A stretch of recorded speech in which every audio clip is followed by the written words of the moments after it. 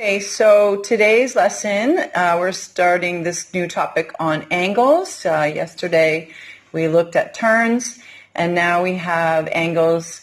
And activity 1, it basically just wants us to make notes in our book. So we copied the explanation below, and we used 2 different colors for the 2 rays. And then we should be prepared to explain this next time we meet our teacher in a live session. We should know what a vertex is. So let's do that now. Let's put it in our book. Okay, so activity 1 wants me to put this note in my book. So I put my wallet on the top. We are learning about. Angles is here, and today's date is on the right-hand side. Then it says the angle is the figure formed by 2 rays. So I've written that down, and now I have to do the diagram to match it. So I'm going to do it in pencil first. I am going to match up the vertex, the point where the 2 lines meet, and then I've got that in. Then I'll add my arrowheads on afterwards. There I go. And now I just want to make it stand out with a little bit of color in my book.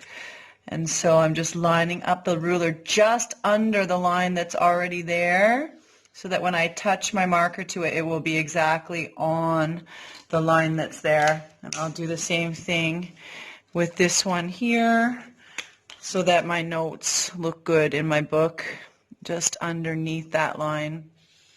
Okay, great. And then I just have to label ray 1, and this one is ray 2, and then we know that part there where the 2 lines are connecting, that's called the vertex. So I'm going to label that in my book as well, and then I just have to write the point where the 2 rays meet is the vertex. And that's me making a little note about what angles are. Okay, let's do activity 2 now. We have to make 3 more angles by thinking about the triangles below. So we've got an equilateral in blue, an isosceles in red, and a scalene triangle in yellow. And we have to use only 2 sides for each and indicate where the vertex of the angle is. So let's do that in our books now with our rulers.